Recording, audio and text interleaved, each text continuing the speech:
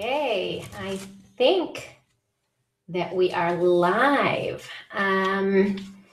So give me just a minute to see if I can see this happening.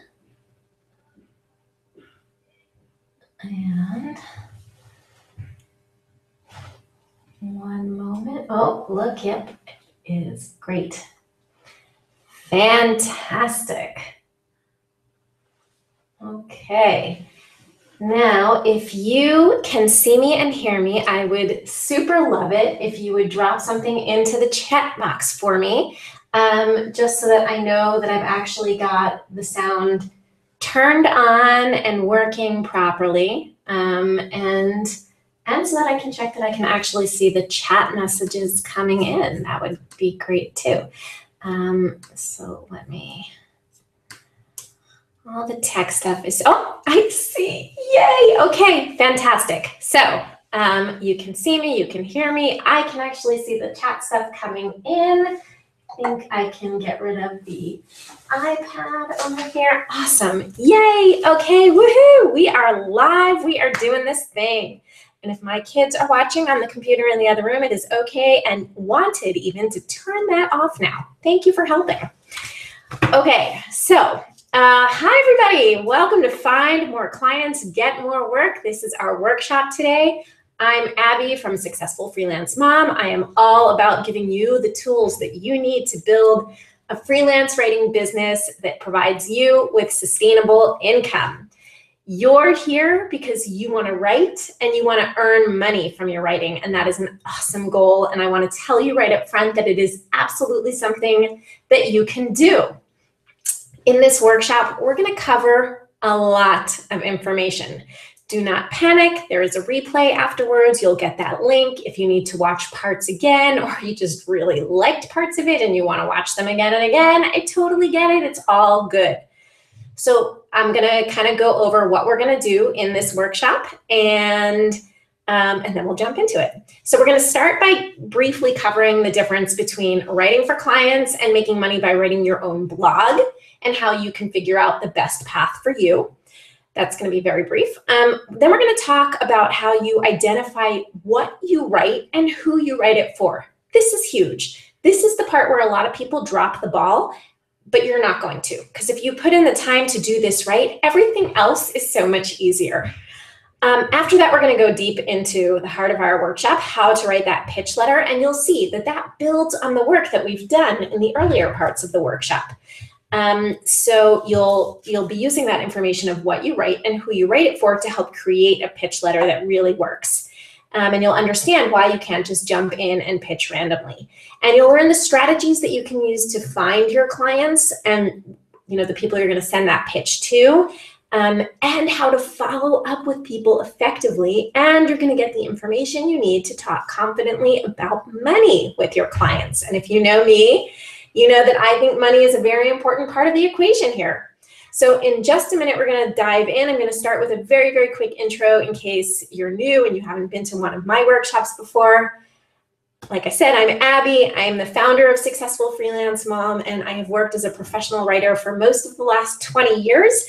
My very first job as a writer was a junior copywriter, and I was hired for that job with absolutely no professional writing experience. I had 2 qualifications. I spoke English and I knew how to use a computer. That's it. That's all I knew.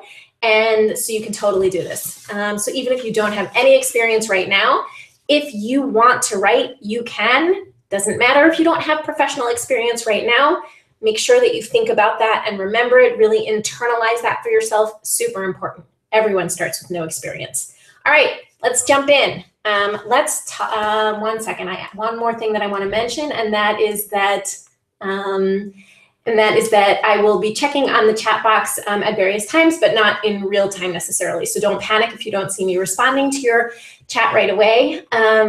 I just saw that my daughter posted that she loves me, so that was nice.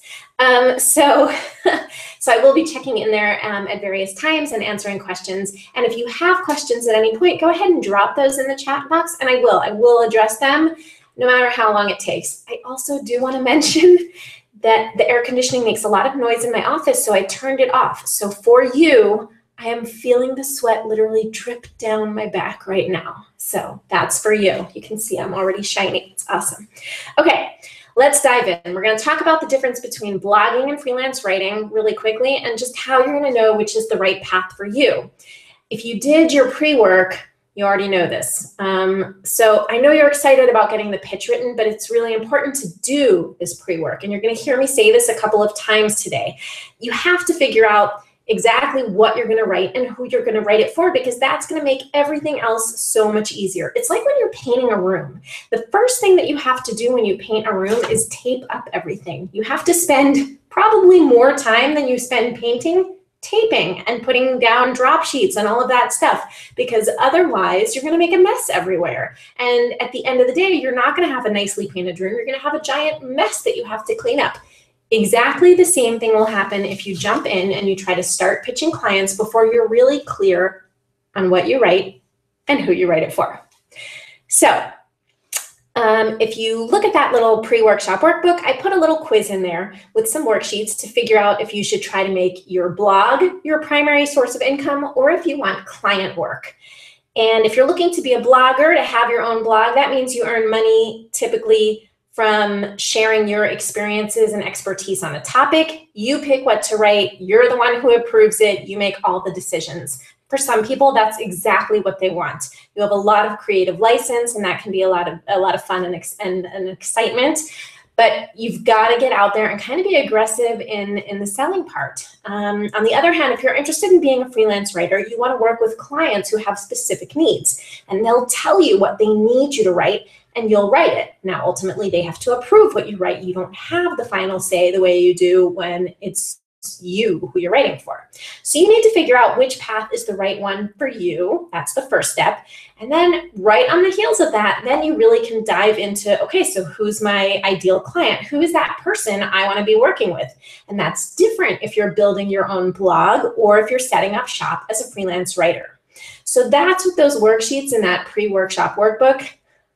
Seriously, I'm going to trip up on that at some point. That's what that helps you start thinking about. So if you've done that work already and you want to share with us in the chat box, you've kind of figured out already who your ideal client is, feel free to drop that in and I will try to pull some examples from that as we move forward. But you really do, you need to define for yourself very clearly what work specifically are you looking for? What do you want to get paid to write? So if you're a blogger, that might be sponsored posts or reviews of products and services. If you're looking to find freelance writing clients, maybe you want to write how-to guides for companies that train employees, or marketing materials like brochures for financial companies, website content for dentists, whatever else it is that you want to write. And it's only once you've thought about that work that you want to do that you can start to really say, okay, so who's the person who's going to hire me? So, let me see, do we have anything here? Hey, Ruth made it. I want you guys to know that Ruth has made it all the way from, I think, New Zealand. I think that's right. And it's like 3 in the morning and she stayed up late to hang out with us. So we're really grateful and appreciative. And I think that's awesome. Okay, so I get a lot of students who ask me, can you just tell me what niche to pick? So here's the thing. I do not offer niche picking services. I don't know of anyone who offers niche picking services. You have to decide what you want to write and who you want to write it for. And another big question that I hear almost daily is, well, what's the most profitable niche? And this is such a terrible question for 2 reasons. 1, if your primary motivation for choosing a niche is, I want money, not good. You're going to be living with this niche for quite a while and you want to be excited and passionate about it. You don't want to pick technology because you think that's where the money is if you seriously hate technology. It's just such a bad idea. I want you to get paid. I want you to earn money. Money should not be your primary motivation that's happening here. The other thing is that any niche can be a very profitable niche or very unprofitable niche. It all depends on your approach, what you're willing to do, and how specific you're willing to get. So if your niche is pets, you can make $15 per article writing mindless content for a no-name blog, or you can make thousands of dollars writing study guides for veterinary examinations. So, you need to think about what you want to do. If your niche is parenting, you can blog about your kids and make a few dollars a month from ads, or you can make $20,000 a year writing articles for big magazines, or you can make thousands of dollars a month writing assembly instructions for car seat installation. Okay, so it's not always the glamorous things that pay a lot of money, and you kind of do have to put in your dues doing kind of very specific niche work. So let's take a look. I heard some chats coming in. So yes, New Zealand. Okay, I was right about Ruth. So Anna says 2 marketing materials for nutrition companies plus print publications in my nutrition space. Great. And Hannah asks how to decide what we want to write about. I know it is tricky, Hannah, but you really have to, you've got to put in the time, you've got to live with it.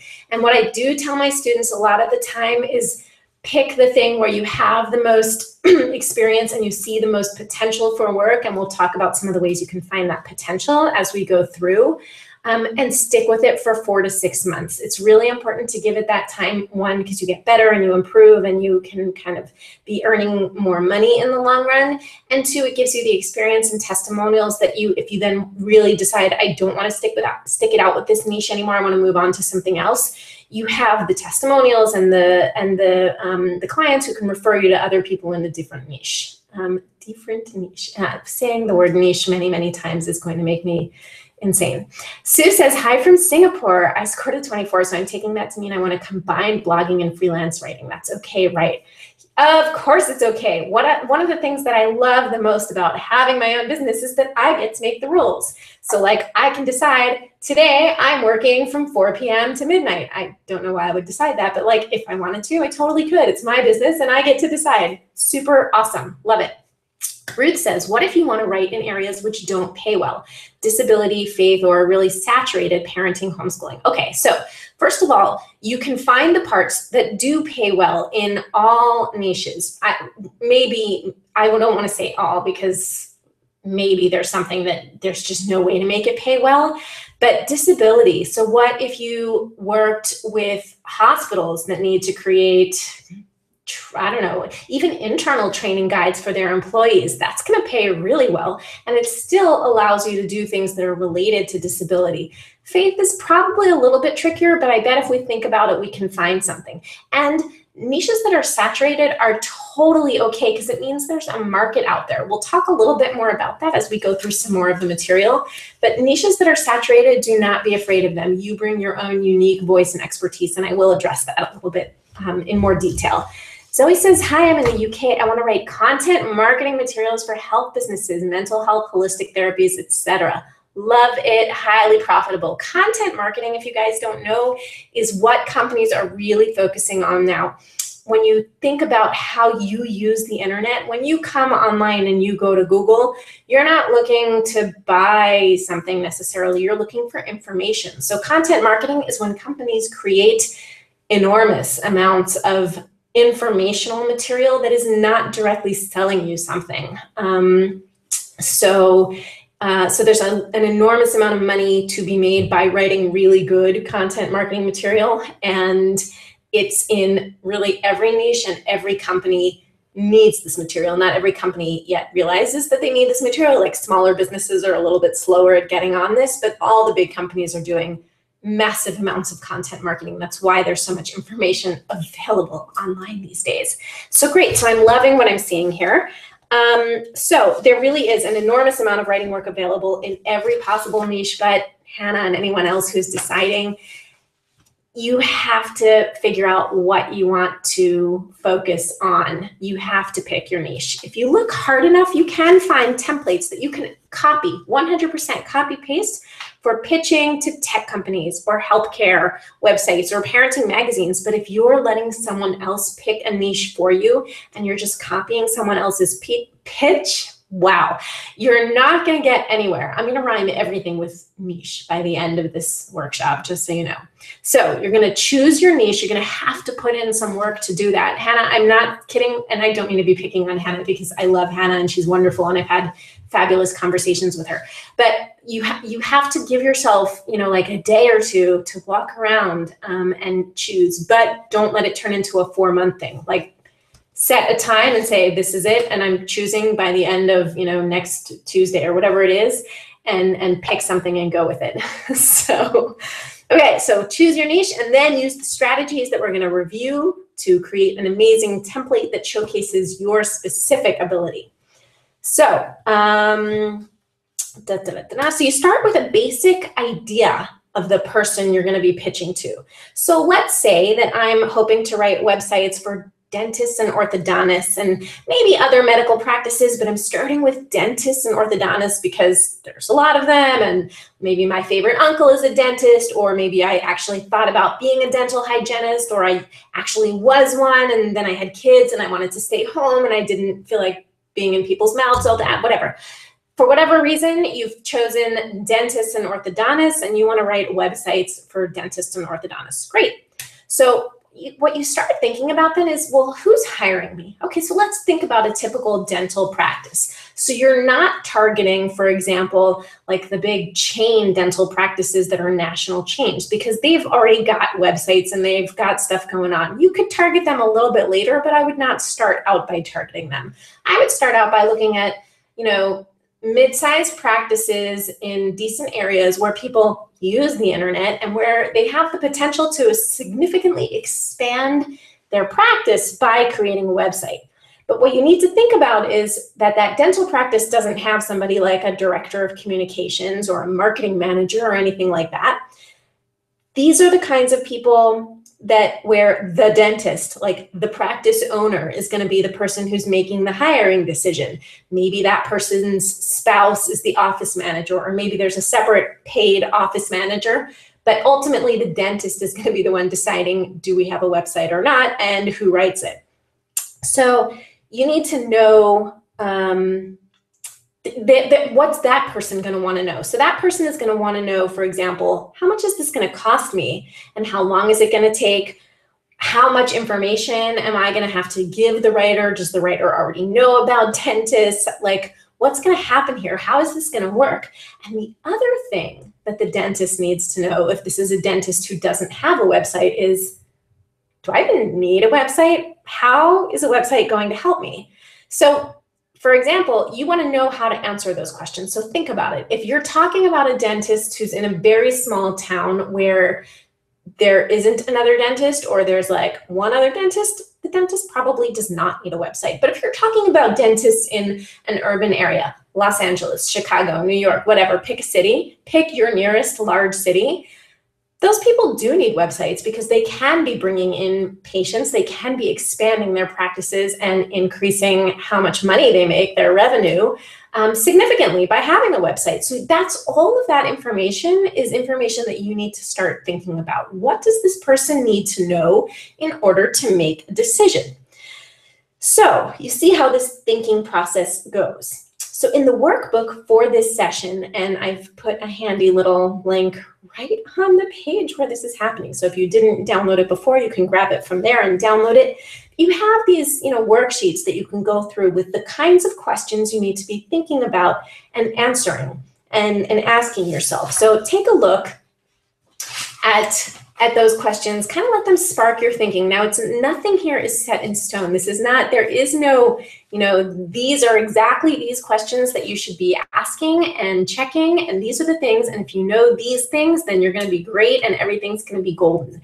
It just doesn't work like that. I'm sorry, there's actual work involved. So you have to sit down and figure out what these people need to know in order to create a decent pitch. So I'm going to use some examples from some past students of mine who have shared with me some of their niches, and then I'm going to try to kind of on the fly, if you guys drop things into the chat box and the things that you already have put in here, I'm going to try to kind of on the fly think about those as well.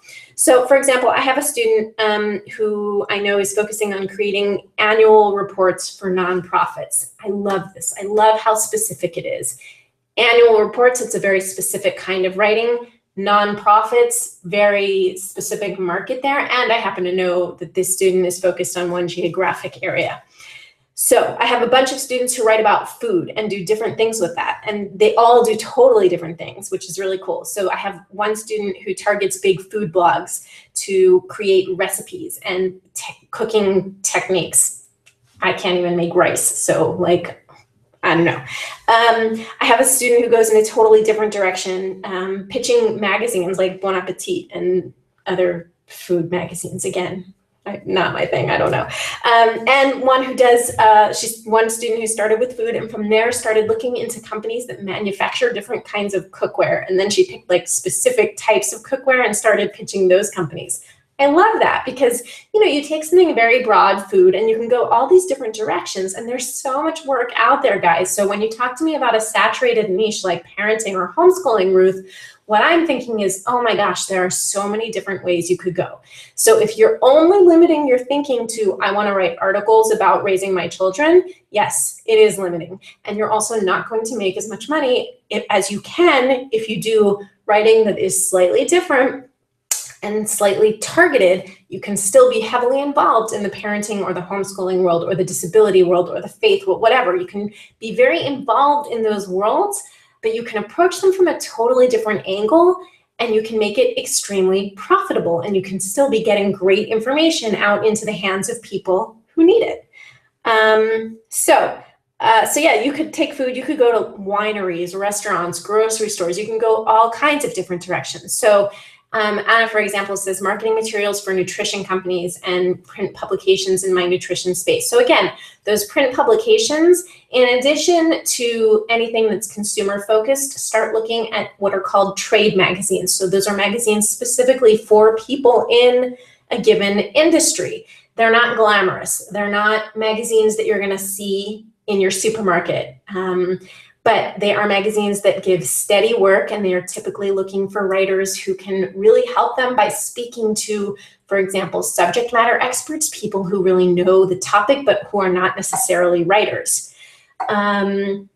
So you want to be looking into that and finding those trade magazines, and you want to be finding, for example, okay, so marketing materials for nutrition companies, great. And I would get a little bit more specific on that, and maybe you have done that. And it might take some time too. You might take a month or two and pitch various kinds of nutrition companies and then narrow down, and that's okay too. But I love the way you're thinking here. Okay, let's see. Sarah is also a registered dietitian. I would love to write about nutrition, wellness, and fitness. I automatically go right to major publications, but I know I should start smaller. Would love some general ideas. So number one, I disagree with I know I should start smaller. Why? So I would say always start with the top, because you can, if a query, for example, if a query letter to a magazine is rejected by a big magazine, you can always submit it to something smaller.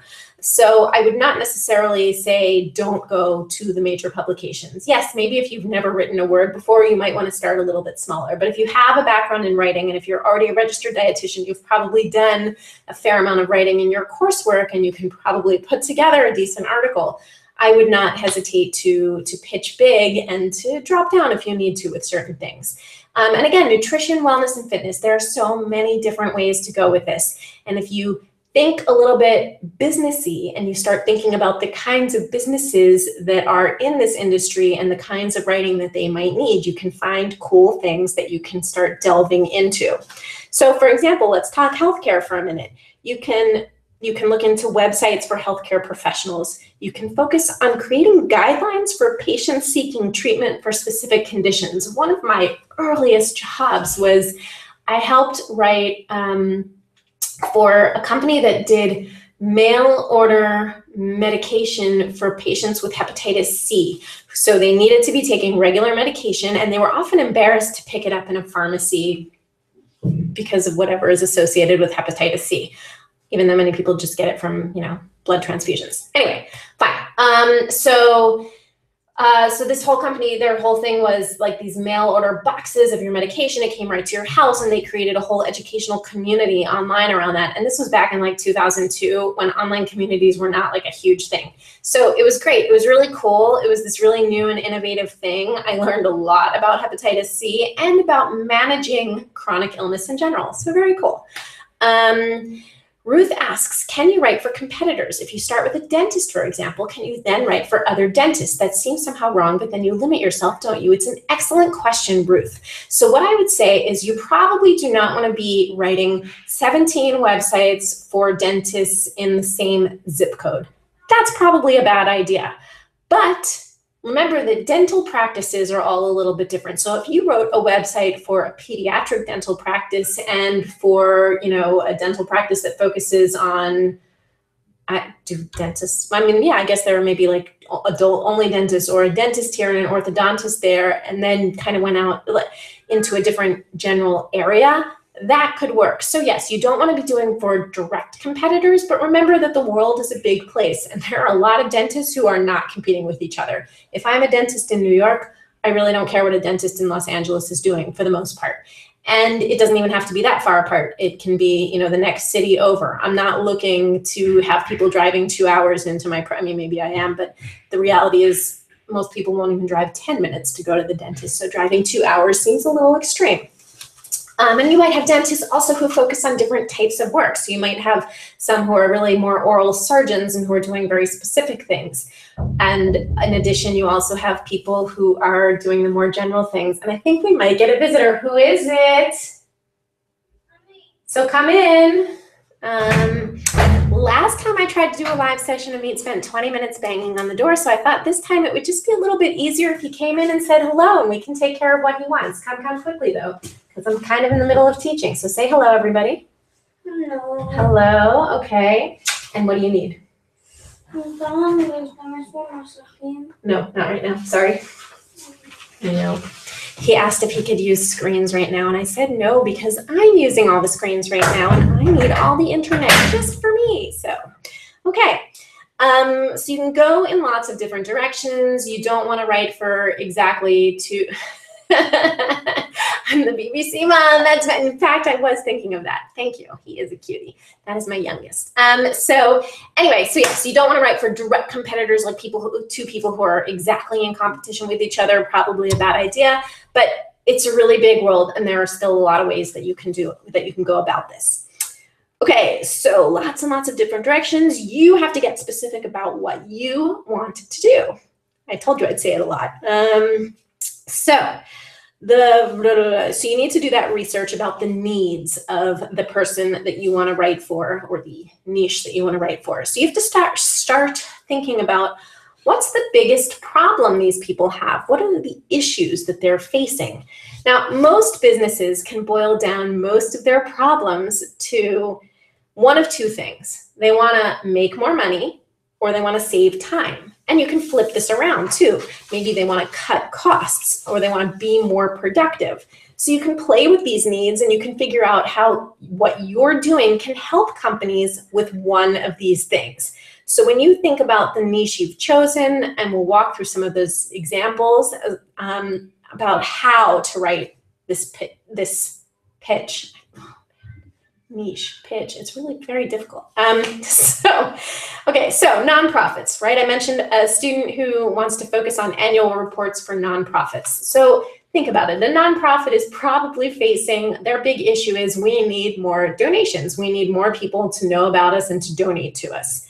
Great. So I lost my place. Hold on. Okay. So they're nonprofits. They need to get funding. A food-based business, if I'm, let's say, targeting, I don't know, snack food manufacturer. Okay, I don't actually know what they would be facing. But the idea is you pick your niche and you have to start delving in. So like Anna, for example, nutrition companies, what kinds of issues might they be facing? It might be changing their reputation and showing that snacks are okay in moderation, or education on what gluten-free really means, or like GMOs, what really are they really dangerous, kind of whatever. Maybe the issue is getting people to understand how easy it is to build a shopping list with one click if you're an online food delivery service. You have to, again, this is where getting specific really helps you, because it really helps you to dive in and think about what is the issue that this person, industry, niche, whatever, has. What's the thing that they struggle with? And when you know that, you can start to answer that pain point and to meet that need for them in your pitch. And that's very exciting, because then when they read it, they're like, yes, this is what I need. So again, you've identified your specific market and you're offering a specific service. Your writing is going to help them with something. Your writing is going to help them overcome something. So again, our dental practice. Maybe they need more patients. They need patients to be coming in more regularly. Maybe they need, the kinds of information that's going to help them understand why it's so important that they come in every 4 months instead of every 6 months. I don't know, whatever. But you've got to dive in and figure out what is happening here. So that means you're going to put in the time to do some research to get to know that industry.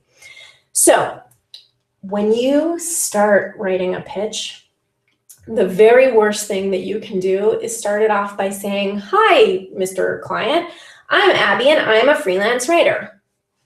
Your letter is already in the trash. So I want you to think about this. When the phone rings, first of all, when your landline rings at all, do you even answer it? So half the time I don't.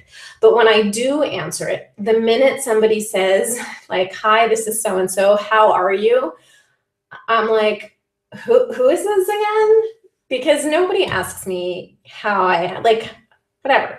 This already tells me this person is trying to sell me something. So you don't start off by saying, "Hi, I'm a freelance writer and I'm here to sell you something." No. You start by figuring out what's going to grab the attention of this person and get them to keep reading. So for example, when we go with our nonprofit example, that might be something like, "Hey, what if you could double your annual donations for next year?" Or what if you could bring in 75 new donors with a single letter? Oh, now that's already speaking immediately to what the nonprofits need: more funding, more awareness. You want to open your pitch letter with something that's going to immediately interest the person reading it. So that's where all this research comes in. You have to think, what is going to speak to them? Okay, and that's something that, I can throw out some ideas for you guys here, but that's something that you really have to sit down. Again, this all comes back to you pick your niche, your industry, or whatever you want to focus on. You figure out what is happening in this industry. And again, this is one of the reasons that I tell my students that, that you do want to choose a niche, because all of this research that you're doing is going to be useful for many, many clients. If you try to do all of this research every single time you wanted to pitch a single client, you wouldn't get very far. So the idea is you pick a specific niche, you hone in on their needs, and then you can pitch to different clients in that niche because you know a lot about it. So I have a question here. Would this apply if you're pitching on a site like Upwork? Great question, and no, not exactly. Part of why I recommend Upwork for people who are starting out is because it is so super easy. Now, there is a technique that you do want to use when you are pitching on Upwork, and I do have a couple of posts about that, and I'm not going to go too deep into Upwork in this workshop, but I promise I actually am doing a workshop on Upwork in someone else's Facebook group next week. I'm looking at my calendar, which you can't see, but I think it's next week. I want to say that it's on the 13th, but I won't swear to that. But I will send out an email afterwards with information about that Facebook group, and you can certainly join it, and you can see my Upwork workshop there. And I will also do my own Upwork workshop before the end of the month, I promise. And then I will go into massive depth on that, but I have a couple of blog posts that speak to that. And the process is a little different. This is for if you're looking for work with specific clients outside of Upwork. So thank you for the question. It's a good question. Okay, so speaks the need the client has. If I'm targeting, okay, I always start with this is who I am on Upwork, but maybe I should start with this is how I can help you. Absolutely, 100%. You absolutely should be starting with this is how I can help you. It's one of the first things that I teach my students. Yes. Do you have any suggestions about how to research? For example, I didn't know about trade magazines. How do you find out about what you don't know about? Great. So I am going to talk about how we do that research just a little bit later on. And I will throw out lots of ideas and ways for you to start finding out about that stuff. Okay. Okay. So if I were targeting doctors' offices, let's say I want to write websites for pediatricians, other health professionals, I might do some research and come up with like a statistic, and I'm making these statistics up, so please don't quote them. But you could say something like 67% of parents say they choose their pediatrician based on how easy it is to research the practice online. And there probably is some sort of statistic to that effect because it makes sense. It is how we do things now. You know, needing that online presence is a big deal for companies. So use that information to your advantage. If I'm targeting a doctor's office that doesn't have a website, and with that opening line, I'm telling them why the website matters, and I'm telling them that I've put in time to learn about their industry. So I'm already setting things up in my favor, okay? So the opening of your pitch needs to be something that's gonna get the attention of that person you're writing to. So yes, a non-1976, you definitely, even on Upwork, always start with, this is how I can help you. And the same thing in these pitches, okay? So if you're in that food niche and you're looking to write for those snack food manufacturers, do your research, figure out what they need, what's hurting them, where are they feeling the pain, find something relevant that you can help with. Okay, so if you're starting to think, as some of you may be, okay, I don't want to do this. This is a lot of work. I would like businesses to just come to me and tell me what to write. So here's the deal. I'm sorry, that doesn't really happen. If you are happy writing $15 articles, you can do that. You can write 100 of those a month and make $1,500 a month, and that might be okay for you. Like maybe you really do. And I'm not talking about Upwork because I love Upwork, and everyone who knows me knows how much I love Upwork because I think that you can get amazing jobs there. But there are other sites, really truly content mills, where they're asking you to write articles for $5, $10, $15 an article, and they don't necessarily want a lot of thought put into these. If you are comfortable doing that kind of work, that is okay. I would never tell anybody to not do work that makes them happy and that pays them a wage with which they are comfortable.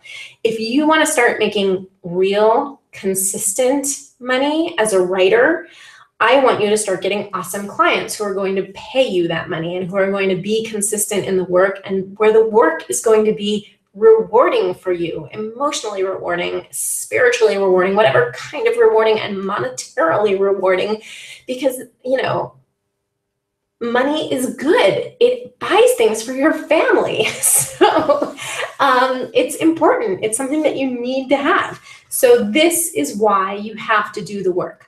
I am really sorry, but there is no way, at least no way that I figured out, to get a company to just call you up and say, hey, I hear you're an awesome writer. I want you to write these 17 things for me, and here's what I'm going to pay you. I have not found that to happen, and I've been doing this for like 20 years. If you figure out how to make that happen, please let me know, because I would love to know.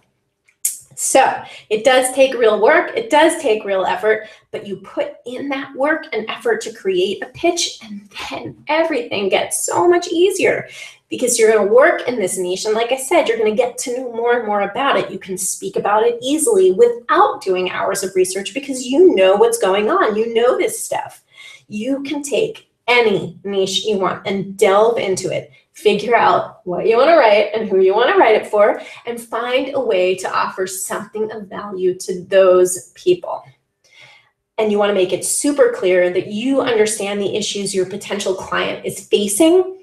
So talk about those issues, the relevant things that they're facing. Ask questions that are in line with what's going on in their industry, and make it clear to them that you absolutely get it. Now, the most important thing that you can remember when you're writing a pitch letter, and this does apply also to Upwork, and again, this is a mistake that so many people make. This is not a letter about you at all. This is a letter about the potential client and what the potential client needs. So that's why you have to figure out what that person needs. And this is where the beautiful why worksheet comes in. I like this worksheet a lot. So take a look at that why worksheet. So what we're going to do here is answer some questions, and we call it why, because we have to go deep. We have to go at least 3 levels deep before we get anywhere.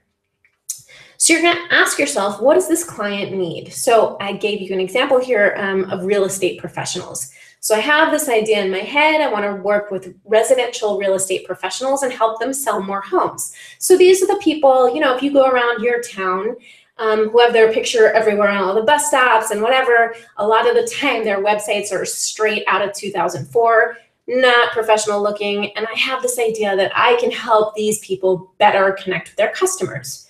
So here's the way not to fill in this worksheet. You do not want to be writing, okay, so what does a real estate agent need? More clients. Why? So she can earn more money. Why? So she can pay her bills. Why does she need to pay her bills? So she won't be homeless or starve to death. You're not getting anywhere. You're not digging deep. You're kind of going for the easy answer here. So the point of the exercise is to go deep. So try filling it out like this. What does a real estate agent need? A way to connect with potential customers to earn their trust. Why is it important for an agent to have customers who trust? Why does she need their trust? Because buying and selling a house is a really emotional journey. Why is it emotional? You're letting people, strangers, walk through your house. You're putting a value on it, and it's usually a lot less than you feel that your house is worth because it's your house and your children grew up in it and whatever. Or on the flip side, if you're buying, you're spending more money than you've ever spent on anything in your life. And you don't make this decision very often, so you need to get it right. You need to know that you have the right person to help you with this journey. Now you've got stuff you can use. So that's what I mean by digging deep. Do not go for the quick and easy answer. Dig a little, work a little. What can you say to those of us who haven't actually started writing anything yet? This is from Javi. So Javi, first of all, I would say do not panic. It is okay. And I would say that maybe this workshop is about 4 steps ahead of where you are right now. And that's okay too. There's some good information that you can totally hang around and hear. And if you feel confident, you can apply some of these principles. And I want to remind you that everybody starts with no experience. So you can absolutely do this. And I'll talk a little bit more about how specifically to do that in just a few minutes. Let me just, give me a second, hang on. Let me just finish my other thought, Javi, and then I'm gonna come back to your question. So when you do this why worksheet, the point is to go deep so that then you get something that you can use. When you sit down and you start working on that pitch, you can speak to that need that your potential client, in this case, the real estate agent, is facing. You know how emotional this journey is for your clients, and you know how hard it is for them to sign your contract. I don't know about you, but when I sold a house in Los Angeles, signing the contract and knowing that I was going to be giving around $30,000 to my real estate agent was hard. That's a big decision. And in other parts of the country, that number may be higher or lower, depending on how crazy prices are at the moment. But what you want to convey to the real estate agent who might hire you is that you understand what she's up against, what she's facing when she's trying to get clients to sign that contract. You want to tell her, that you understand what she needs to do in order to get those signatures on the line, okay? So let me take a moment before I move on and address Javi's question.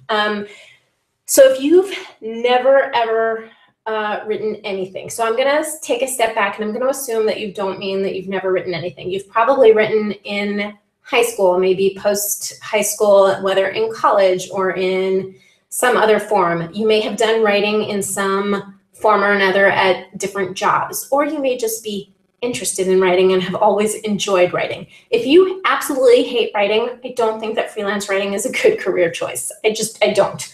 But if you like writing, even if you have no degree in writing, even if you have no professional experience in the sense of you've never had a job where your title was writer, that's okay. If you're the kind of person who has always written, you can absolutely make money as a writer, and you can do it using these strategies.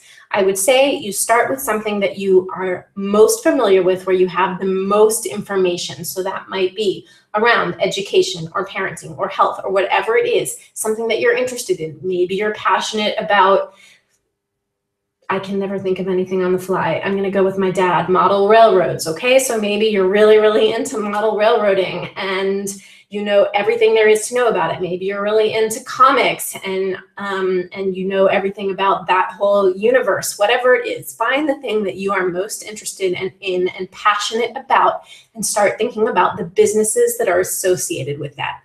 And you'll start from there. And you can go through all of these steps that I'm outlining here in this workshop, in the workbooks that you have, using the information on my site. You can absolutely start even if you've never done anything. And I will address what you say in your pitch letter if you don't have professional experience. So we will get there. Okay, so once you've gone through the why bit, excuse me, you're not done. You're going to take what you end up with at the end of the why worksheet, and you're going to use that to fill out the benefits baby worksheet. So there's a sheet in your workbook with some information, some background information on the benefits baby. So let's talk about that. What you need to think about, how what you're going to write will help your client. What does the client get from your service, your writing? How will your work translate into more clients, more money, save time, and so on? For example, if you can write clear instructions, that will help your client train new employees faster. So we're saving time here. We're also eliminating costs. Maybe instead of bringing in a person to train or paying, double shifts for someone to train someone else, if you can write up training that someone can follow on their own without having someone stand next to them, and this is a real thing. I can't tell you how many times I've written literally training that takes people, particularly in the healthcare fields.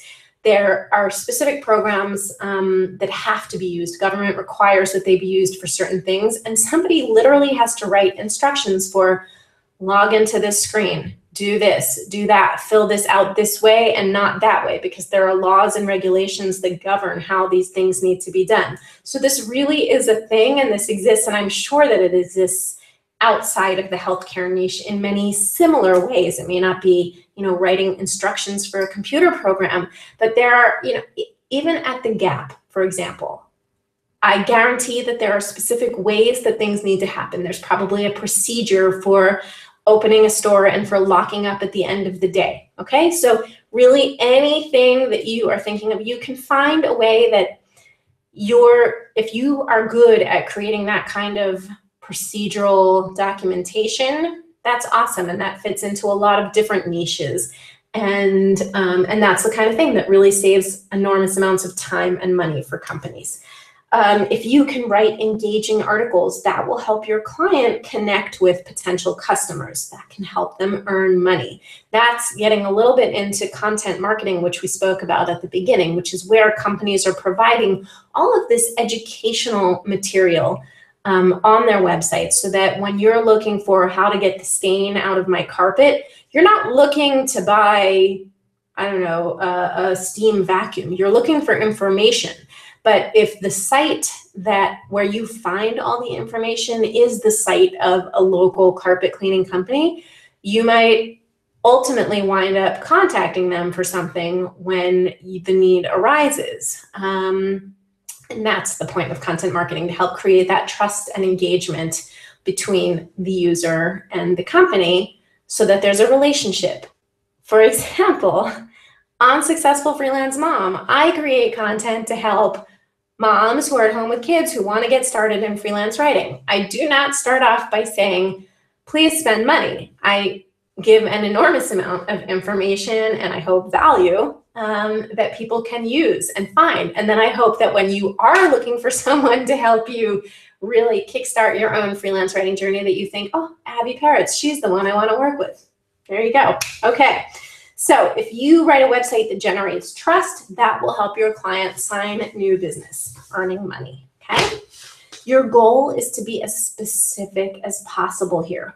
What can you do and how does that help? You can also focus on the benefits that you've uncovered for a client when you're doing that research. So for example, on that why worksheet, there's a line in just the example that I filled in, the real estate agent, about a study. So in my imaginary world, the writer found another made-up study, so you shouldn't quote it, about how rather than losing money to pay commission, average homeowners could actually make, sorry, I screwed it up.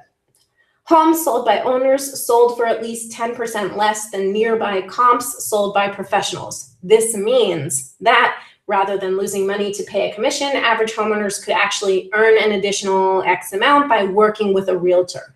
When you find information like this and present it to your client, that's gold. Like wow, that's incredibly helpful to them. And so if you're using something like that in your pitch, you're demonstrating to them, I'm going to show you how you're going to show your clients what you can do for them.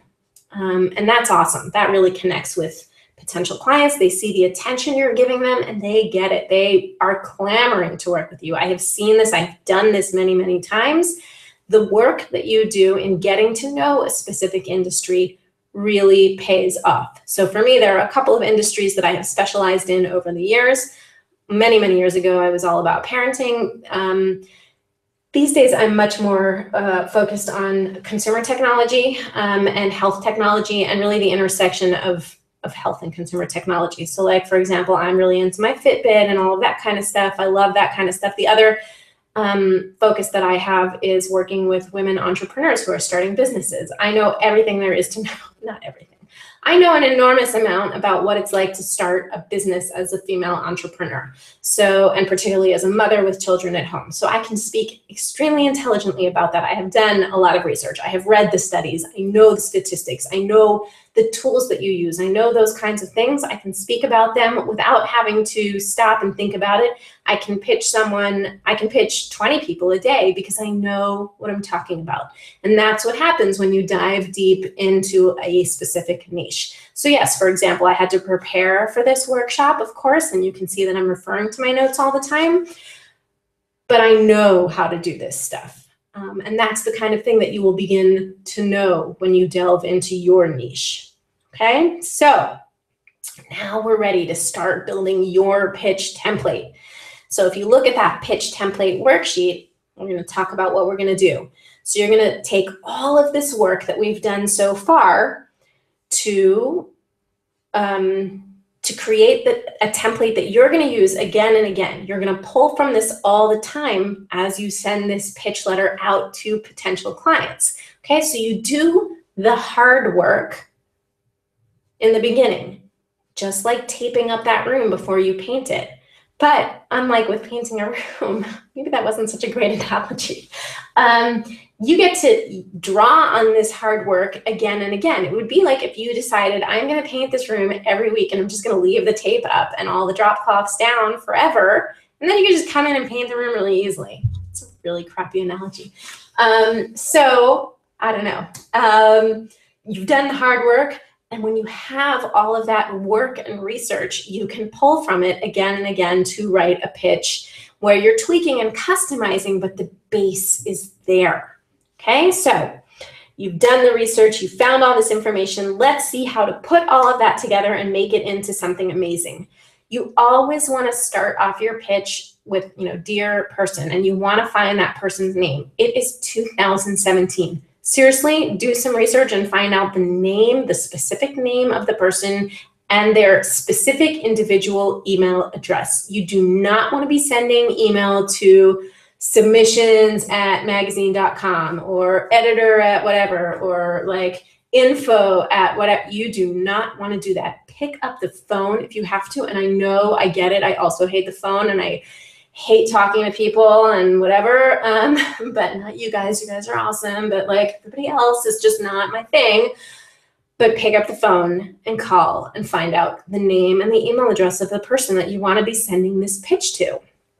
Because you want to send it to a person. You can use LinkedIn. You look up a company and then you go to LinkedIn and you look at who's the person who sits in this job title who I'm sending this to.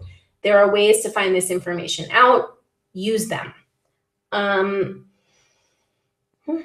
want to open with a bang, 2 to 3 sentences that identify that biggest problem that this person faces. So all of that work that you've done so far is telling you what that problem is. So those are those things we talked about, like where we said, you could get more donors, you could do this, whatever. you've identified that problem, and here you need that sentence that really speaks to that. So 2 to 3 sentences that really show that you've done your homework and you know the problems and issues facing this person. So it could be something like, "Dear Ms. Smith, awesome nonprofit helps 87 local high school seniors attend colleges every year. But what if you could double that number in the next 6 months? When this other nonprofit in a similar but non-competitive situation in a different state started distributing an annual report to area residents, they were able to triple donations and double the amount of people helped within half a year." So you've done your research, you've seen the results that this service that you offer can provide, and you're laying it out for this potential client. Okay, so that's exciting to them. This could also be something like, "Dear Dr. Jones, over 60% of parents choose a pediatrician based on his or her website. Parents typically focus on 3 things: helpful information, online appointment scheduling, and the ability to email the office with questions." Okay. And these are not perfect. I mean, I wrote these in like 4 minutes. So, if you were actually sending these, you would want to work on them a little bit. One more. "Dear Ms. Brown, last year, over half of all homes were sold directly by their owners without the help of a realtor. You're losing clients not only to other real estate professionals, but also to the glut of sites that make it easy for homeowners to act on their own." Okay, clearly this is an issue that realtors are facing, I think. Anyway, that is the idea. So if you've written a bit of an intro, go ahead and feel free to drop that into the chat box. I'm happy to give feedback on that. That's the idea. That's what you're trying to do. You want to grab attention. Our next section in your pitch is bring on the benefits. So here you're going back to the benefits baby worksheet, and you want to hit on those 3 or 4 major benefits that you can offer to this client. So we did the why for the real estate agent, and we talked about the emotional journey. You let people walk through your house, put a value on it. So you take that information and you say something like, your clients need to know exactly how invested you are in the sale of their home in order to trust you. You need a website that shows clients how much they stand to gain by working with you, by showing them this study that shows that homes sold, blah, blah, blah. Okay, by making information freely available to potential clients. A different realtor in another area increased her business by X% in under a year, resulting in X% in profits. A similar site focused on clients in your area could help you earn an additional X amount this year. So you're showing them the tangible benefits that you can bring to their business with your writing. Let's see. The next section that you want to work on is sell the solution. So let's go back to that annual reports for nonprofits here. To sell the solution, you want to paint the client a clear and specific picture of what they can get. So you want to describe in detail what you're providing. Your annual report will feature people who receive services from your organization. It will include stories from employees in different departments, how their work has affected their lives, how they live the company values, how they provide service in their different roles. And of course, the report will highlight donors who have given to the organization over the years. So you want to be very specific. You're selling the solution. Sell them the after. What they're getting if they work with you. What's in it for them? Really, this is at the heart of every client-customer interaction. What's in it for me? Okay, that's a really important phrase. That's what they care about at the end of the day. Really, yeah, if I'm busy and I'm getting your email as a pitch and you've got something to offer me, but I need to get to the heart of that really fast. So these pitch letters are short and to the point, and the idea is to get a foot in the door, to start the conversation. You will probably not close deals on the strength of a single pitch letter, and we'll talk about that in a moment. But you are opening the door and starting the conversation. The next section, and this is where we're going to talk a little bit about Javi's question. In this section, a little intro. This is a little bit about you. You want to be very, very careful because remember, we said that this is not a letter about you. It's a letter about your client and his or her needs. So you do not want to write 3 or 4 paragraphs about your degree in English and the awards you've won and the stories you've published in your local paper. really nice, but it does nothing for a potential client. Seriously, I don't care if your degree is from Harvard, it doesn't give the client anything. What do I get from the fact that you went to Harvard? Who cares?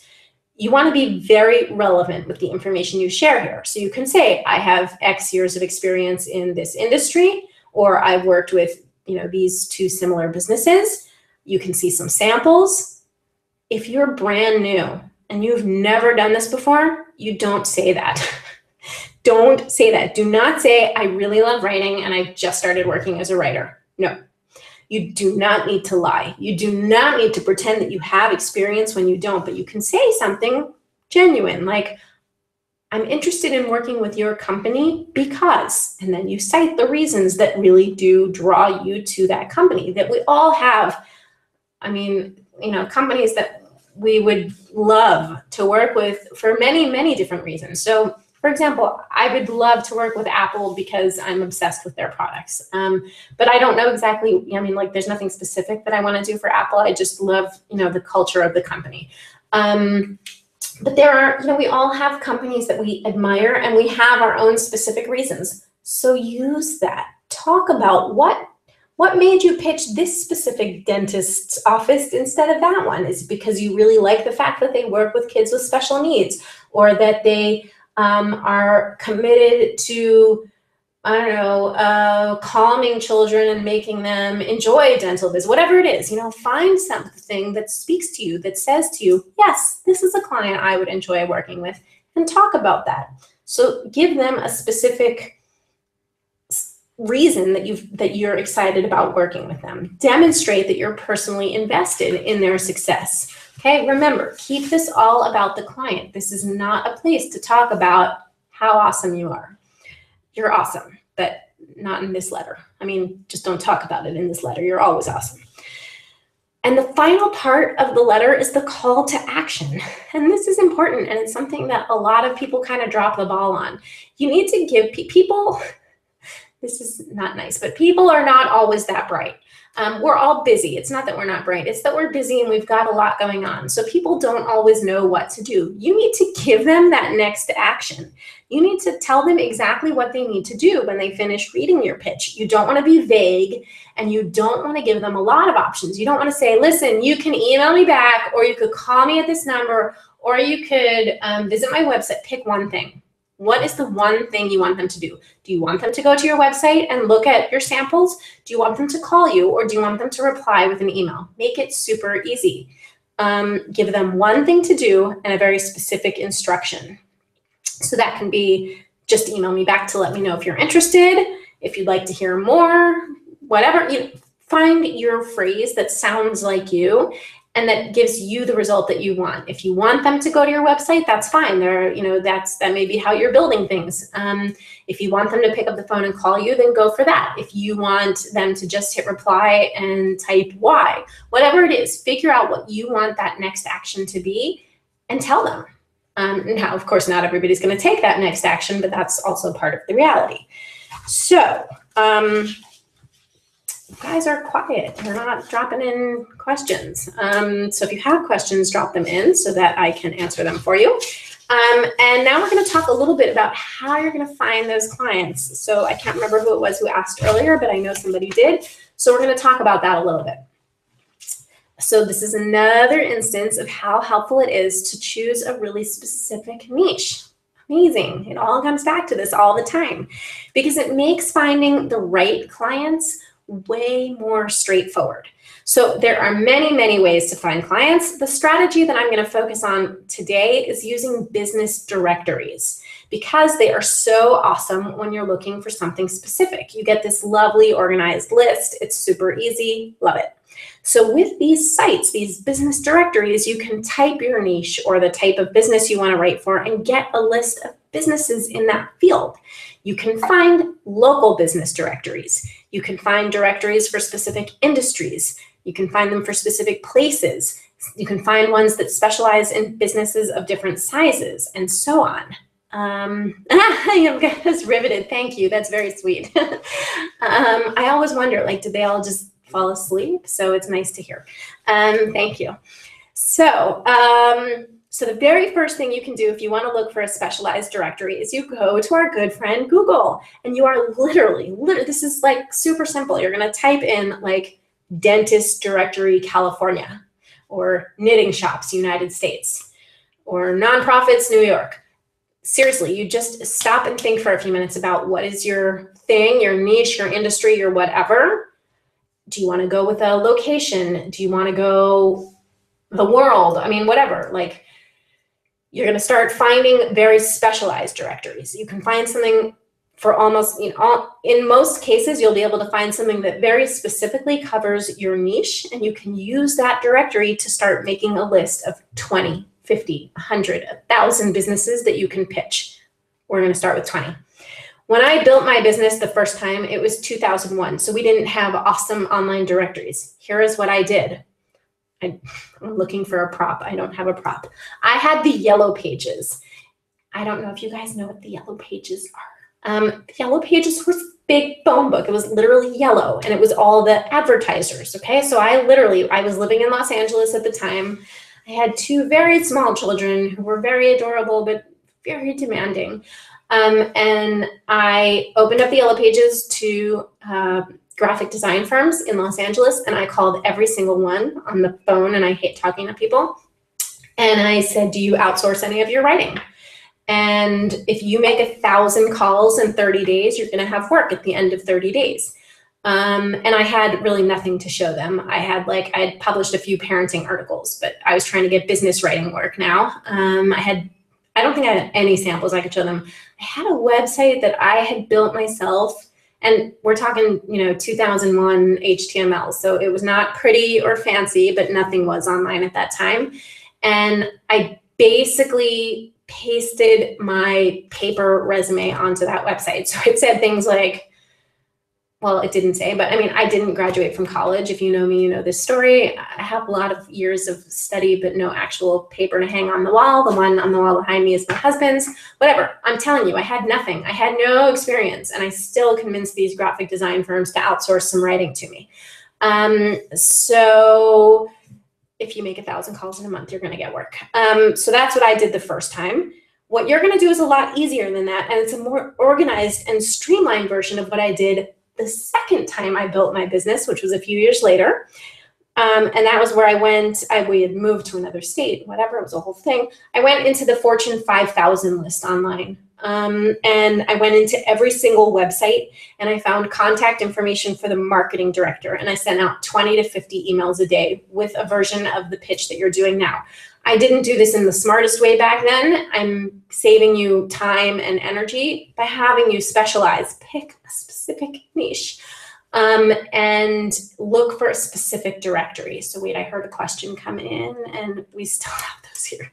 I'm glad that there are still Yellow Pages in some parts of the world. So I have not seen one in years.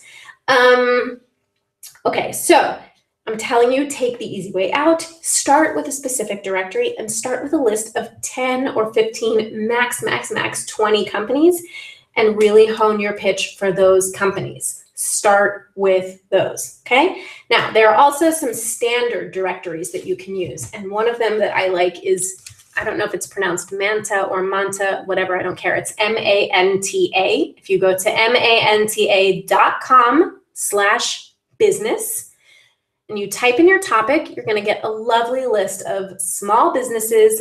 I believe it's restricted to North America in your niche. Okay, so, but even if you live outside of North America, you can certainly be pitching those companies. I work almost exclusively with clients in North America. I do actually work with clients in other English-speaking countries, but I don't live in the United States, and I've had no issue working with companies in the United States. So here's the thing. I know you're saying to yourself, this sounds a little bit too easy. It's not rocket science, but it does take work. Like I said, I can't pick your niche for you, and I can't just find you the clients and give you the work. I wish I could. If this is what you want to do, you have to put in effort. But I can promise you that if you do put in the effort, you will get work. It is, I won't say absolutely impossible, but it is really, really, really unlikely that if you send out 1,000 pitches in a month that you're not going to get work. Now, you're not going to send out 1,000 pitches in a month because I'm the only person who's that crazy. But what I want you to do is to find those 10 or 15 or max 20 companies and start by working on your pitch for them. And you're going to see the kinds of responses that you get. If you send out all 20 and you don't even get back a thanks, we're not interested, then we're going to work on your pitch a little bit. You're going to go back to the beginning. You're going to dig a little deeper. You're not hitting on a need. But you're going to get some sort of response. Even during one of the most awful recessions, I was getting responses to my pitch like, yeah, we're interested, we don't have budget. So at least I was getting some sort of response. There's a conversation that's happening. And I did get, I started conversations with companies through pitches just like this that led to ongoing work for many, many years. And I heard a question come in. You overestimate me, it doesn't sound easy. Okay, my point is you really can do this. And I believe in each and every one of you because you're here, you're showing up. And I really, gosh, I get teary-eyed when I say this, but I really think that that's important. I really think that saying this is something that I want and taking the time to be here and to be here live, which I know is not easy for everyone. I mean, it's 3 in the morning for Ruth, 4 in the morning, I don't even know. And you guys are here, you're showing up, you're putting in the work. So I know that you have it in you to do the work.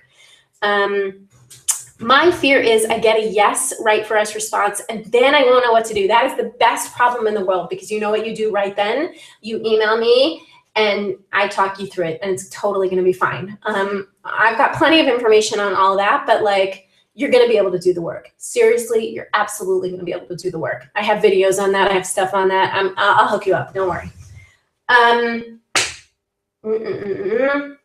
Oh, yes. Massive, massive important thing. See, this is why I have notes because what I don't write down, I don't remember. And that's exactly what we're going to talk about now. So follow up, which is so, so important. This is another mistake that I see so many people make and it costs them money. And I hate when people make mistakes that cost them money. It hurts me. Like it causes me physical pain when someone else makes a mistake that costs them money. It hurts me. You have to follow up with people and you have to have a system for following up because I promise you that you cannot keep track of this stuff in your head. And if you screw this up, you won't have a business and you will screw it up if you don't have a system. So when you make that initial list of, totally off topic, but I have to say, I talk with my hands so much that on days when I do these, my Fitbit tells me that I've walked like 8 million steps and it's not true. It's just that I'm waving my hands and I happen to be looking at the video right now so I see it. Anyway, okay. When you make that initial list of companies that you're going to pitch, you want to collect that information in a super basic spreadsheet.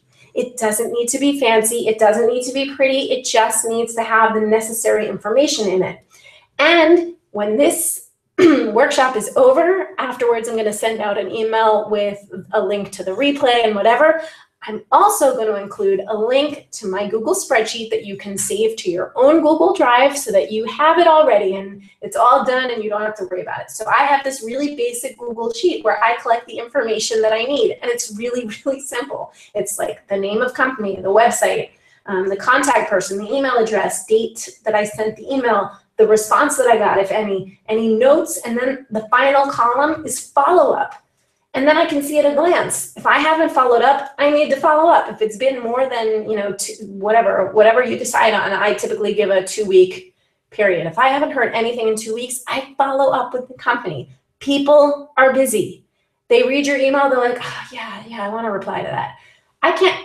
Me personally, I know how many times I check my email on my phone in bed, which is terrible. I know that it's terrible, but I'm not wearing my glasses yet. And so I saw the email come in, I read it. In my head, I replied to it. In reality, I did not. So follow up. Every time you don't follow up, you are leaving money on the table. It's true. You will not get every job that you follow up with. But people are busy, and sometimes even when they want to get back to you, they won't. So some other writer will follow up and they'll get your work, and that's not cool. Follow up and get that work because it's yours. Make your follow-up consistent. So I'm going to send you that link to that Google spreadsheet so that you have it.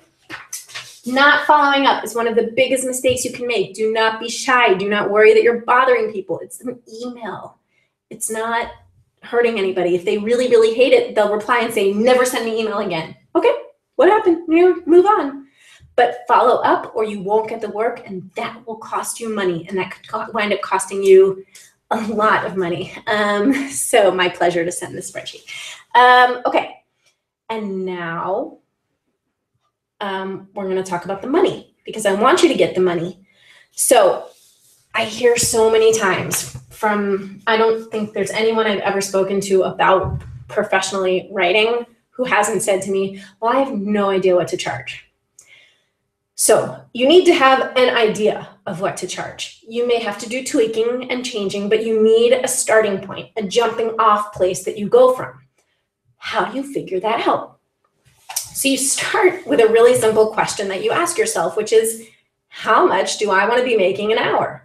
And that's a personal question, and your answer may be very different from my answer, which may be very different from someone else's answer. But a really great ballpark, if you're just starting out in freelance writing and you don't have specific experience and you're just trying to get your first few clients, and this ballpark rate does not take into account where you live and what the market will bear or anything like that, just really throwing out a number, I'm going to go with $50 an hour. Now, here's the thing. That number is for you in your head, okay? You don't say to clients, I charge $50 an hour. With clients, you charge them for a project. But how do you figure out how much to charge for the project? Well, now you know in your head, okay, 50 bucks an hour, right? Now you take the project and you have to think, well, how many hours is this going to take me? So let's say that the project is to write a client's website, okay? That could be a 2-hour project, and that could be a 20-hour project. So you have to really carefully determine, what is this project exactly? What is the scope of this project? And this goes back to the, I'm afraid I'll get the work and I won't know what I have to do, or I won't know how to do it. You will, because you're going to ask questions, and the client is basically going to tell you exactly what they need. I do this all the time. I say to them, what are the 3 most important things you want to convey with this article, white paper, or whatever it is? And they tell me 1, 2, 3. And then when I write it, they're like, how did you know to cover these exact 3 things? I'm like, because I asked you and you told me. It's really not rocket science. I promise I will teach you everything I know. So you have to know, does the client want an 8-page website, a 10-page website, a 50-page website? You have to know what the client wants. So you find out. And what information is going to be covered. Is the client going to give you that information? Are you going to be doing research? How is that going to work? So you ask the client all of those questions, and now you know. Let's say you've spoken to the client and you've determined that you need to write an 8-page website, and they've detailed these 8 specific pages that they need, and here's the basic info that needs to go on those pages. Great. So now you say to yourself, all right, in 1 hour, I can probably write half a page. Okay, so I'm going to say 2 hours per page, and there are 8 pages that I need to write, so we're looking at 16 hours. Plus, I'm going to add in a little bit to cover, maybe there's going to be a phone call, maybe I'm going to have to research something, and maybe 1 page is going to take me a little bit more. So I'm going to add in 4 hours, and I'm coming up with 20 hours. So I've decided in my head that my rate is $50 an hour. So we've got $1,000 for this website project. Totally reasonable. Now you go back to the client and you say, hey, Mr. Client, this website is going to cost $1,000 for me to write. Okay, so now one of 2 things happens. Either the client says, great, let's do it. Or the client says, but I mean, you're just writing it. It's like, I don't need you to do the design. That's a lot of money. Okay, now what? So a couple of things happen here. One, you say to the client something like, well, how much were you thinking this was going to cost? And this is really a conversation that you want to have as early as possible in the process, because if the client thinks that you're going to write a website, pretty much any website, for $200, you want to walk away. That's just, it's not in the ballpark. It's not relevant. It's not worth your time to invest. So if the client's like, my budget's $200, okay, you're done. I mean, you can say, I know what's involved in writing a professional website, and $200 doesn't cover that. So if the client says, you know, I mean, this sounds a little expensive to me. So your comeback can be to that, look, my estimate is based on what I know about writing a professional website. that makes you look good to your clients. And that will cost $1,000. That covers the time and the effort and the whatever that I need to put into creating this website for you so that it meets the standards you want it to meet. So if the client says, all right, I'd really like to work with you, but my budget is only going to stretch to around $800. So you don't say, okay, no problem, I'll do it for 800. That's not the way that you negotiate. You can absolutely compromise on price, but you also have to compromise on the scope of the project. So what you can say in a case like that is, all right, I want to help you stick to your budget, so we can do this for $800, but here's the thing. If there's anything that needs to be researched, you need to handle it. You need to give me all the raw materials so that I don't have to spend time looking for it, okay? If I have questions about something, you need to be available to answer them so that I have all the information. You can't say to me, read these 37 books or, find it online, whatever. You have to give me the information and I'm the writer. So there are ways to work with a client. If you compromise on price, you must also adjust the scope accordingly. Another thing that you can say with a client who's like, I don't want to pay that much. So you have to think about and talk about what is the value of this work to the client? What is the client using this work for? So for example, if you're creating a website for a client, you need the client to think about how much is a new client worth to you? Or how much do you charge an hour? Or what's the size of a typical contract for you? Now, even if the client isn't giving you answers to these questions, you're putting that thought in his head and he's beginning to understand what the value of the work is, which is going to make him more likely to pay. Now, there are definitely people who are super cheap and you just walk away. Don't work with them. Life is too short, and there are plenty of people who are willing to pay well. But you have to know in your head what your walk away point is. And I know that that feels incredibly scary when you're starting out. But you have to walk away because you have to make room. If you spend 15 hours, 20 hours working on a website for $200, that's 20 hours that you're not out there looking for better paying clients. So you have to say no to the stuff that really is a no so that you can make room for the stuff that is a yes. And I don't want to get like too woo-woo on you, but I really do feel that way. I've walked away from hundreds of projects over the years. I have a sense at this point of when it's worth it to continue the conversation. So I often start off conversations with new clients at this point by saying, my minimum project fee is X, because the amount of time that I put into just getting to know a new client and researching their industry and information, I know what that's going to take. So it's not worth it to me to do something for less than that. So you have to know, what you want to be earning, and you have to be comfortable sticking to that, and you have to be ready to walk away when a client isn't willing to pay it.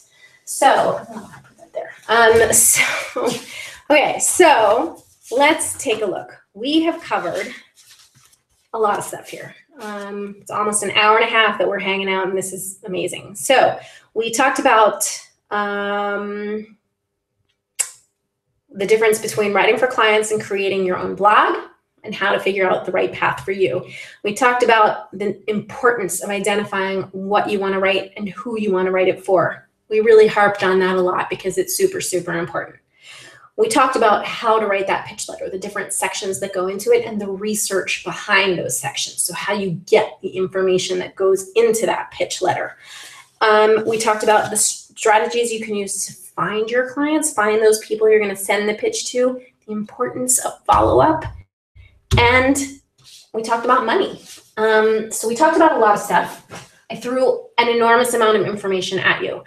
If you have questions, I absolutely encourage you to drop them into the chat box. If you are still formulating your questions, that's okay too, because y'all know my email address and you can send me email and I will answer questions. And what I will probably do is, if I get questions over the course of this evening and into tomorrow, I will put everything together and send out an email tomorrow. It's already evening here. So So Wednesday, my time, late Tuesday, your time, or very late Tuesday night or early Wednesday morning, whatever, I will send out email that addresses any of the questions that I've gotten via email, and that provides the information that I promised to send you. So the links to those spreadsheets. Oh, I'm also giving you a link to have an invoice tracker. And it's really cool because it like auto calculates how much money is out and how much money has been paid to you and whatever. It's very cool. And I will send you the link for the replay to this workshop so you can watch it again and again. And you know me, if you have questions, send them to me. I will address them. I plan to do a couple more trainings over the course of this month on a couple of different topics. And I'm excited. I'm excited about them. I'm excited to help you guys build out your own freelance writing journeys. Question, do you think it would be helpful to do work for a friend's business just to get experience and feel a bit more familiar with the process? For free, I mean. No. For several reasons, no. One, people do not value what happens for free. Hannah's going to help with bedtime. Well, Hannah, I'm glad you liked it, and go do bedtime, and we'll catch you later. Okay, so working for free, never, ever, I won't say never a good idea. There are some things that are worth doing for free. However, particularly when you're working for a friend for free, it tends to get really messy unless you very, very carefully define the scope of the work and exactly what you are providing for free. It tends to morph into something that can be really uncomfortable for everybody and that can also destroy a friendship. So I don't recommend it. I think that you can do a couple of things. You can, if you want to break into something and you want to be providing work for free, the one way that I recommend doing it is to find a nonprofit or a charitable organization that you support. And it doesn't have to be a big famous organization. It can be like your kids' public school or your house of worship or whatever. Do some work for them and have them provide you with a testimonial. But again, you want to be very careful with the scope of the work. It's not, I'm going to write, newsletters for the next 12 years. It's, I'm going to write one newsletter for you. I'm going to write this one thing for you. And this is exactly how it's going to look. And that's what I'm going to do. If you're not careful, it just turns into people taking advantage of you. I just feel like I have no idea what I'm doing, which when I type that, why would I do that to a friend? Well, that is an interesting point. But you do have an idea what you're doing. I bet you do, because we're all smarter than we give ourselves credit for. And I am actually going to be addressing a lot of that in a workshop that I'm going to be doing on mindset. I forget the date that I have that, but I'm working on some stuff for it now, and I'll be sending out an email about it in the next couple of days. So, like I said, start with something small. If you feel like you really, truly don't know what you're doing, start with something small. Start with something that's literally a one-pager, like one page of information about a company or a thing or a product or a whatever. And really, when you start a writing project, I'm not kidding when I tell you that the questions that I always start off by asking clients are things like, what is the purpose of this piece? So if this is a piece that's designed to educate or designed to sell or whatever, what is the purpose of this piece? What are the 3 most important points? Okay, and what do you want to say about those points? I make them tell me what the content needs to be. I bring the writing and I know how to say that in an effective way, but they are providing the information that I need. So it's not like you need to be an expert in all of these fields. That's the beauty here. So you're not going to get past that fear until you kind of jump in and try it.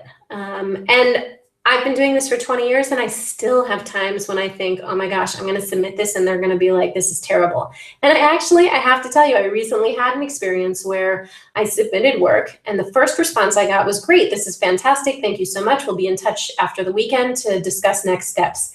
And literally on Monday, they canceled the contract. And I was like, what the heck? So I emailed and I was like, what's going on? And they're like, yeah, our VP of whatever hated it. He thought it was terrible.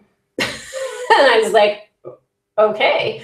And if they had come to me and said, we hate it and we think it's terrible because of these 16 reasons, I would have said, let me change those 16 things for you.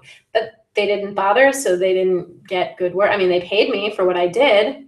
So, so it happens. Yeah, it did happen to me once in 20 years. What can I tell you?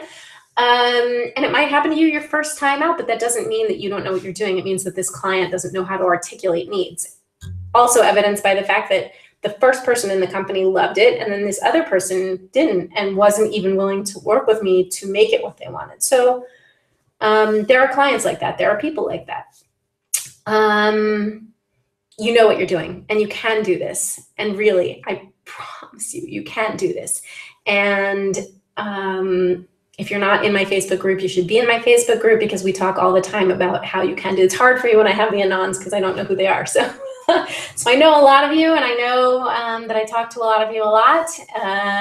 And the names that I recognize, I definitely recognize. And I'm happy to provide all the support that I can provide via the Facebook group, via email, via, whatever, in whatever way you need it to come. I'm there. I will always show up for you and help you succeed, because that is what I want for you. So I'm going to wrap up. Oh, it's Ruth. Oh, Ruth. Okay. So Ruth, I know you know how to do this. Come on. I've seen you post awesome stuff. So yes, we'll talk. Ruth, really, honestly, you can do this. I'm going to, if you need to rewatch some of the videos, I'm going to direct you to them. And if you have an issue, really, like, if the worst thing that you're afraid of happening is somebody hiring you and you're not going to know what to do, you're gonna ping me right away, and we're going to talk through the whole thing, and we're going to get it done. I know you can do it. So I am making the most of being up at this time. Love it. Okay. So, and thank you, Ruth. I really do appreciate that you stayed up for this. Okay, so I'm going to wrap this up now. It's 7:30 here. My kids have been out there for an hour and a half with only one interruption, so I think we did pretty well. Thank you for joining. I really appreciate all of you being here. And if you have more questions, you know where to find me, and I will send out email with lots and lots of information tomorrow. Thanks so much for being here. I had a great time, and I hope you did too. Bye.